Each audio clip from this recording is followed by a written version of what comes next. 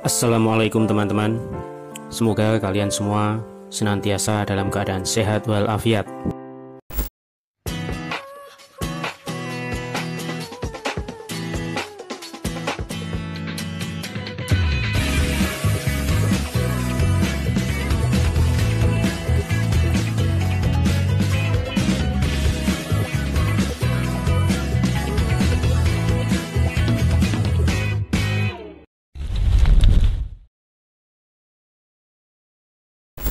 Cerita hari ini seperti biasa, pasang teratak hari pertama untuk sholat Jumat besok, yang dilanjutkan dengan program sarapan gratis dari Ahe Anta,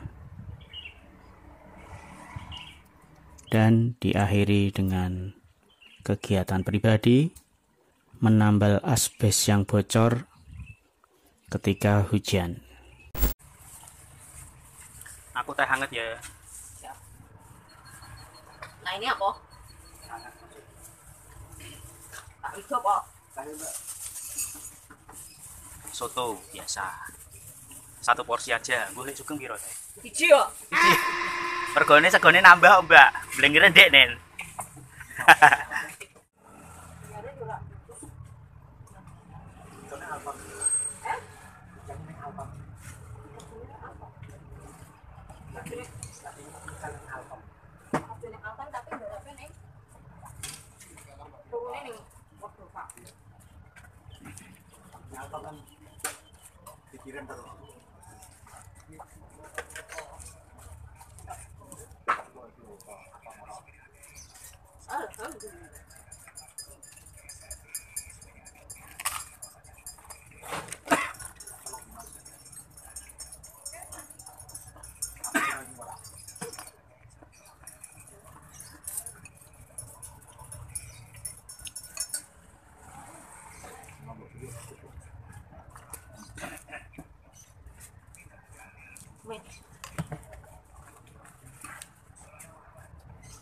Ya, Mas.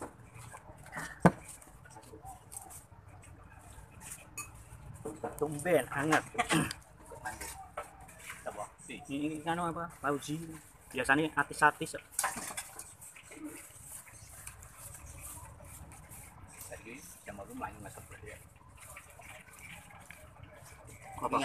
Galon. Ngeter ke galon to nganggo biar abang itu. Padahal ora tiba misal.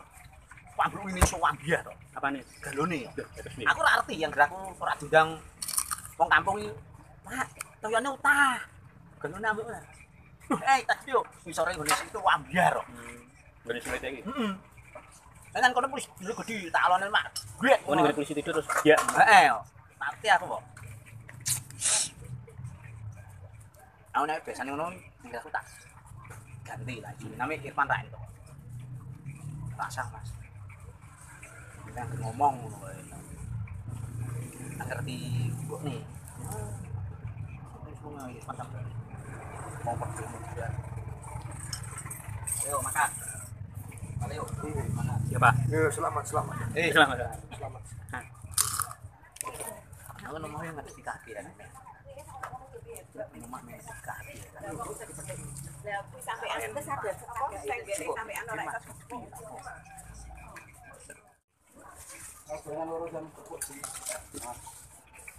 Sabar. Wis aku biasa. Buruk ini. Wedangnya apa? Biasa loh. Nang arah aku kudu apa? Kamu bilangnya berapa? 2. 2 sih. Gimana Pak? Pak. Balik, cuma panas sih. Panas sih. Panas sih. Gerah dulu. Oh, jangan makan lu panas juga di sini. Mbak.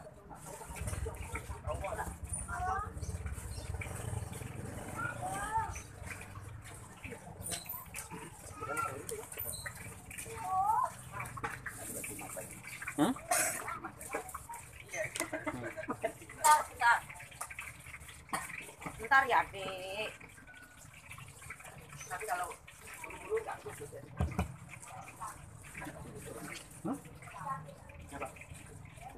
Pulang lah, mau nganterin galon.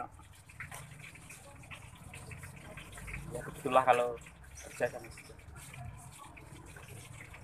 Aku mau buka jeruk apa?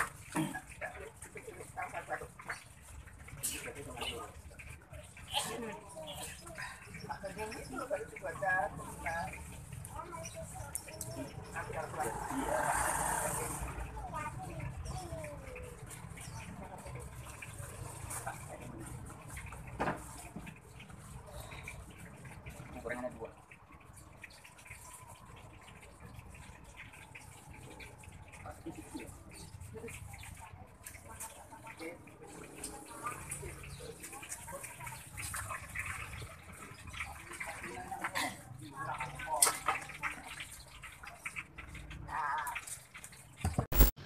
Kalau kita mengamati perang Badai Al-Aqsa ini, kita bisa lihat dari dua sisi, Pak.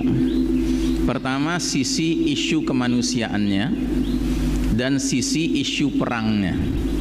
Nah, sayangnya sebagian besar kita lewat sosial media itu yang kita ikuti itu berita-berita isu kemanusiaannya saja. Ya.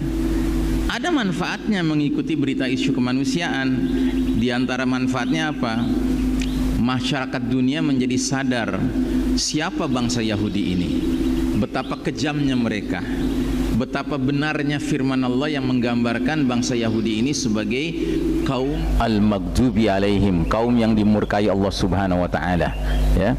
Atau dalam ayat yang lain kata Allah, fabima naqdihim mitsaqahum la'annahum wa ja'alna qulubahum qasiyah. Dalam surat Al-Maidah ayat 13 Allah berfirman, dikarenakan kalian terus-menerus melanggar perjanjian, maka kami kutuk kalian Bani Israel dan kami jadikan hati kalian keras membatu, ya. Kalau satu kaum hatinya sudah keras membatu, apa yang terjadi? Dia akan melihat segala sesuatu terbalik, Pak. Apa yang Allah bilang benar, dia bilang salah. Apa yang Allah bilang salah, dia bilang benar. Apa yang Nabi Muhammad sallallahu alaihi wasallam katakan sebagai fitnah, bagi mereka merupakan solusi, merupakan jalan keluar. Contohnya, Nabi kita bersabda bahwa sepanjang kehadiran Bani Adam di muka bumi ini tidak ada fitnah yang lebih dahsyat dari khurujud Dajjal, keluarnya Dajjal. Tapi bagi bangsa Yahudi, justru Dajjal itu dinanti-nantikan kehadirannya untuk menjadi the Messiah, Al-Masih, atau sang juru selamat, sang penolong mereka, pemimpin mereka. Begitu, ya. Nah, jadi kalau hari ini kita mendengar dunia sudah berteriak-teriak, hai Israel, hentikan genosida kalian, pembantaian kalian, ya. Apa jawab mereka? Jawab mereka, kami tidak pernah melakukan genosida, kami tidak pernah melakukan pembantaian, kami sedang membela diri, kan begitu, ya. Jadi mereka putar balikkan segala sesuatunya, Pak. Nah, jadi ini isu kemanusiaan. Nah, cuma masalahnya seringkali sebagian besar kita kalau mengikuti berita-berita perang di Gaza ini dan kita hanya perhatikan isu kemanusiaan, yang timbul dalam diri kita adalah kesedihan berkepanjangan, terus perasaan tidak berdaya, ya. Terus paling jauh kita bertanya, jadi apa yang bisa kita lakukan? Ya berdoa. Nanti dia balik lagi, masa cuman doa Ustadz? Padahal doa bukan cuman, Pak. Doa itu penting sekali. Nabi sampai mengatakan, ad-doa silahul mu'min. Doa itu senjatanya orang beriman. Karena semestinya demikian, Pak. Tidak pernah boleh hati kita ini berpisah dengan hati mereka. Ya, kita nggak banyak bisa membantu mereka. Masa doa saja nggak bisa kita lakukan? Masa iya hati kita nggak terlibat di dalam memberikan harapan kepada mereka dengan kita memohon pertolongan dari Azza wa Jalla yang maha kuasa, yang maha agung, Allah Subhanahu wa taala, untuk menurunkan pertolongannya kepada mereka. Nah, jadi saudaraku rahimakumullah, isu kemanusiaan ini seharusnya diimbangi dengan isu perangnya, Pak. Nah, cuman sebagian besar kita nggak mengikuti berita perangnya, Pak. Nah, apa yang dimaksud dengan berita perang?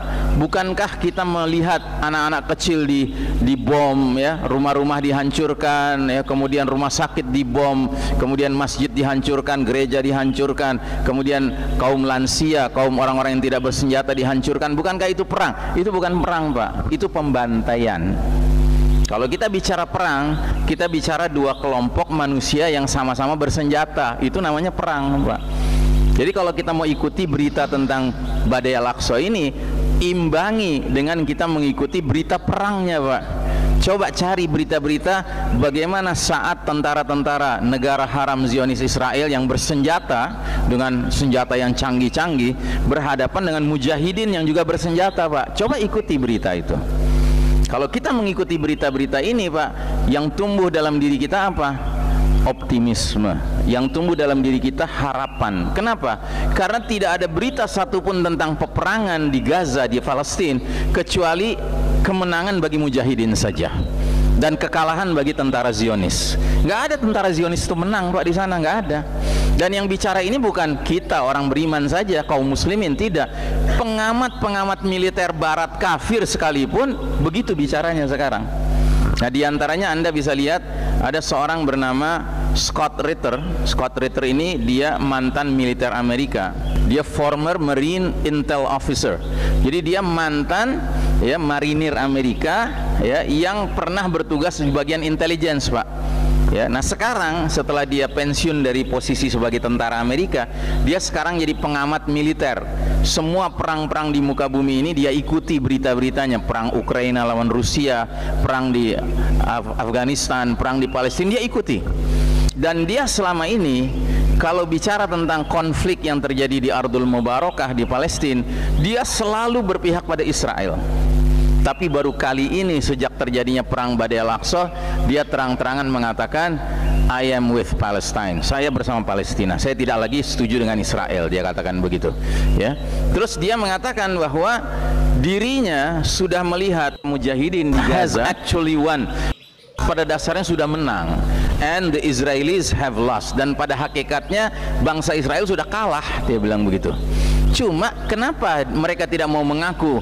Karena kita tahu, kata dia, bahwa bangsa Yahudi ini bangsa yang paling suka untuk berdusta, untuk berbohong, tidak mau mengungkapkan yang sebenarnya yang terjadi. Karena kalau mereka ungkapkan yang sebenarnya, wah sudah bubar negara Israel.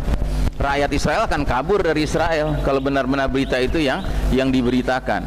Bahkan menurut beberapa sumber-sumber, rakyat Israel sendiri sekarang sudah banyak tidak percaya dengan Netanyahu. Kalau Netanyahu mengeluarkan pengumuman, itu mereka nggak mau dengar, Pak, karena mereka tahu Netanyahu itu sering bohong. Atau kalau juru bicara militer Israel ngomong, itu mereka sudah nggak mau dengar, karena mereka tahu ini banyak bohongnya. Sehingga yang mereka tunggu siapa? Yang mereka tunggu berita dari mujahidin di Gaza. Bayangkan, ini kalau sudah berbicara itu didengar sama rakyat Israel. Jadi mereka lebih percaya kepada juru bicara mujahidin daripada juru bicara tentara pemerintahan Israel sendiri.